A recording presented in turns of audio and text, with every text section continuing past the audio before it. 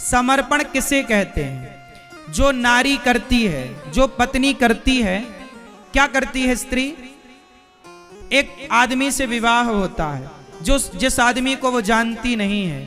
जब एक लड़की से पत्नी बनती है, तो पत्नी जब ससुराल जाती है तो पत्नी उस आदमी को जानती नहीं जो उसका पति है, लेकिन उसके चरणों में समर्पण कर देती है। समर्पण कैसा? आज से पति का सुख पत्नी का सुख बन जाता है, पति का दुख पत्नी का दुख बन जाता है, पति की हंसी पत्नी की हंसी बन जाती है, और पति के आंसू पत्नी के आंसू बन जाते हैं। पति घास की झोपड़ी में रखता है तो पत्नी घास की झोपड़ी में। मैं अच्छी पत्नियों की बात कर रहा हूं, ब्रांडेड पत्नियों की, चाइना मॉडल की बात नहीं कर रहा हूं। चाइना मॉडल तो भाग जाती है, मैं मायके चली जाऊंगी तुम देखते रही हो, ये सब चाइना मॉडल है। मैं अच्छी ब्रांडेड पत्नी की बात कर रहा हूं। पत्नी अच्छी क्वालिटी की है तो वो पति के साथ झोपड़ी में भी रह लेती है। हाँ या ना? सीता मैया 14 साल वनवास में सीता मैया झोपड़ी में राम के संग गुजारी के नहीं? महलों को छोड़ा, सीता मैया बोल देती मैं महलों में रहती हूँ, आप करके आओ 14 साल पूरे, मैं मिलती हूँ यहीं पे आपको। तब तक मैं पिता के घर घूम के आती हूँ, जनक जी के यहाँ। सीता मैया कह देती मैं जनक जी के यहाँ जा रही हूँ, 14 साल बाद मिलूंगी, टाटा बाय बाय। तो राम जी क्या मना करते? नहीं भैया जाओ। लेकिन सीता माँ ने क्या बोला कि पति का सुख ही पत्नी का सुख है, और पति का दुख ही पत्नी का। बोलो हाँ कि ना? अच्छा ये बताओ कि पत्नी का समर्पण होता है कि नहीं? आप लोग बताओ। हो सकता मैं गलत बोल रहा हूं, लेकिन ये बताओ कि पत्नी पति में समर्पित होती है कि नहीं? पुरुष लोग बताएंगे ये बात। तुम्हें क्या अनुभव होता है? पुरुष लोग बताएंगे, जितने पुरुष बैठे हैं वो मेरी प्रार्थना है बताएंगे। बताओ पत्नियों का समर्पण होता है या नहीं? जोर से। पत्नी का समर्पण होता है पति के लिए। पति का सुख पत्नी का सुख।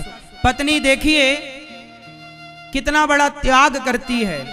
विवाह होता है तो अपना परिवार, अपनी माँ बाप को छोड़कर अपने सास ससुर को माँ बाप समझती है, अपने पति को परमेश्वर मानती है। गला उसका होता है पर मंगलसूत्र तुम्हारे नाम का। मांग उसकी होती है पर मांग में सिंदूर तुम्हारे नाम का। हाथ उसके होते हैं, हाथ में मेहंदी तुम्हारे नाम की। पेट उसका होता है पर पेट में बच्चा तुम्हारे नाम का होता है। ये नारी का समर्पण। जब विवाह होता है तो लड़की का नाम बदल जाता है, लड़की का गोत्र बदल जाता है, लड़की की जाति बदल जाती है। ये बात सही है कि गलत है? शादी के पहले लड़की का गोत्र कुछ और होता है, शादी के बाद लड़की का गोत्र बदल जाता है। पति के गोत्र से पहचानी जाती है, पति की जाति से पहचानी जाती है। हाँ या ना? मतलब एक लड़की का समर्पण देखो कि अपने पति के लिए अपनी जाति छोड़ दी, अपना गोत्र छोड़ दिया, अपना नाम छोड़ दिया। अब ससुराल में जो नाम दिया जाता है उस नाम से वो जानी और पहचानी जाती है। वाह! समर्पण क्या कहता है? खुद को मिटा देना। लड़की मिट गई, अब वो पत्नी बन गई। विवाह के बाद लड़की मर जाती है और एक पत्नी का जन्म होता है। बात सही है कि गलत है? अपने को मिटा देना ही पत्नी है। पति बनना सरल है, पत्नी बनना कठिन है। इसलिए पत्नी समर्पण की जीती जागती मूर्ति है और जीता जागता एग्जाम्पल है, उदाहरण है।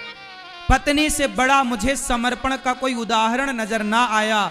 जैसे पत्नी अपने को मिटाती है, जैसे एक लड़की खुद को मिटाकर पत्नी बनती है, ऐसे ही अपने को मिटा करके और भक्त बन जाना, यही समर्पण है। अपने आप को जैसे पत्नी ने सौंप दिया, पति के हवाले कर दिया। जैसे आपका पति बुलाए तो आती हो, बिठाए तो बैठती हो। पत्नी पति के इशारों पर चलती है। एक अच्छी पत्नी, एक पतिव्रता नारी की मैं बात कर रहा हूं, मैं कुलटा की बात नहीं कर रहा हूं। पत्नी पति के साथ रहती।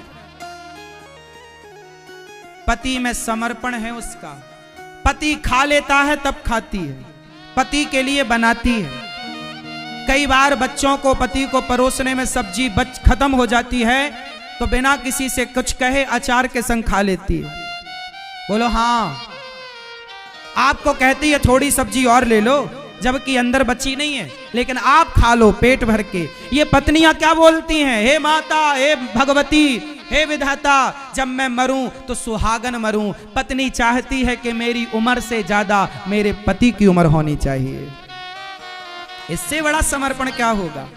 इसलिए नारी कहती है मैं जब भी मरूं तो, बोलो जोर से, सुहागन मरूं। ये समर्पण है एक स्त्री का आपके लिए। इसलिए पुरुष बंधु पत्नी का थोड़ा आदर किया करो, सम्मान किया करो, इज्जत किया करो। यही तो पाठ पढ़ाना स्कूलों में रह गया कि पत्नी की इज्जत क्यों करनी चाहिए। काश एक सिलेबस में होता कि पत्नी तुम्हारे लिए ये त्यागती है, ये छोड़ती है। और लड़की, एक अच्छी पत्नी बनना मेरी माँ। पति तुम्हारा नालायक है, कोई बात नहीं, वो कर्मों का फल भोगेगा। तुम पत्नी अच्छी बनना। रावण बुरा था, लेकिन रावण बुरा था तो मंदोदरी तो बुरी ना हो गई ना कि मेरा पति दूसरों की महिला चुराता है तो मैं भी दूसरे के पुरुष के पास जाऊंगी। क्या मंदोदरी भटक गई? बोलो। मंदोदरी का पति तो रावण था ना, लेकिन मंदोदरी का पति भटका रास्ता, पर मंदोदरी तो रास्ता नहीं भटकी।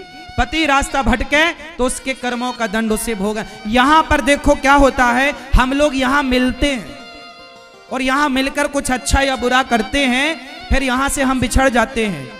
पत्नी अपने रास्ते चली जाती है, पति अपने रास्ते चला जाता है।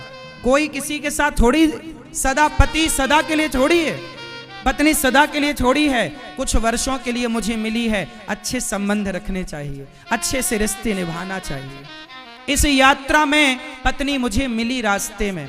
20 साल बाद आपका ब्याह हुआ तो 20 साल बाद आपकी जिंदगी में एक पुरुष आया पति बनकर, एक स्त्री आई पत्नी बनकर।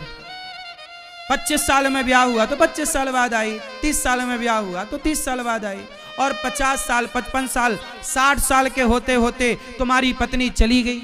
70-80 साल के होते होते पत्नी चली गई, पति चला गया। तो 25 साल में मिली और 75 साल में चली गई, तो बीच के इतने ही वर्षों के लिए तो पत्नी मिली थी, बीच के इतने ही वर्षों के लिए तो पति मिला था। कोई सदा के लिए थोड़ी रहोगे तुम लोग। ये तो यात्रा है और आप सब यात्री गण हैं, मिले हुए हैं बिछड़ने के लिए। आज हम लोग मिले हैं, आरती होगी बिछड़ जाएंगे, कल फिर आप आओगे, पता नहीं कल आप आओगे नहीं आओगे। 7 दिन बाद हम लोग आप अपने घर, ये दास अनिरुद्ध अपना काम पूरा करके धाम वृंदावन में जाके वहां कथा सुनाएगा। तो हम लोग किसी उद्देश्य को लेकर मिलते हैं। ऐसे पत्नी का एक उद्देश्य है, पूरा होगा चली जाएगी। पति का एक उद्देश्य है, पूरा होगा चला। कोई किसी का है नहीं, मान लेते हो मेरी पत्नी, मेरा पति, मेरा बेटा, कोई है किसी का नहीं। अच्छा ये बताओ, ये आंख, आपकी आंख कहां है? जरा हाथ रख के बताओ, आंख पे हाथ रखो। आपकी आंख कहां है? ओ मैया तुम मजाक ना समझो, जो कह रहे करो। अपना, तुम्हारा कान कहां है? ये आपका कान है? आपका है? ये आंख आपकी? कंफर्म करके बताओ आपकी है? ये हाथ आपका है? लो, इससे बड़ा झूठ क्या होगा? आपको लगता है कि आंख मेरी है। यदि आंख आपकी थी तो आंखों में कमजोर दिखाई पड़ने लगा, कम दिखाई पड़ने लगा, आपने रोका काहे नहीं? पांव आपके थे तो घुटनों में दर्द हो गया, रोका क्यों नहीं? शरीर आपका था तो बुढ़ापे की ओर चला गया, जर्जर हो गया, चलने में थरथर आप कांपते हो, आपका शरीर था तो रोक लेना था। बताओ मेरी माँ, यदि आंख आपकी थी तो अंधी काहे हो गई कुछ लोगों की आंखें? हाथ आपका था तो बुढ़ापे में ये हाथ उठता नहीं है, पैरालाइसिस हो जाए तो हाथ काम नहीं करता। आपका था तो रोक लेते ना। आप चाहते थोड़ी हैं कि बूढ़े हो जाएं, पर हो गए ना। आपका शरीर था तो रोक लेना था ना बुढ़ापा आने से। इसका मतलब है ये शरीर भी अपना, जोर से नहीं है ना। जब शरीर अपना नहीं, यदि शरीर तुम्हारा होता तो ले ना जाते साथ में, छोड़ के काहे चले गए? लोग जला देते, तुम्हारा था तो ले जाते ना। इसका मतलब ये हमारे बाप का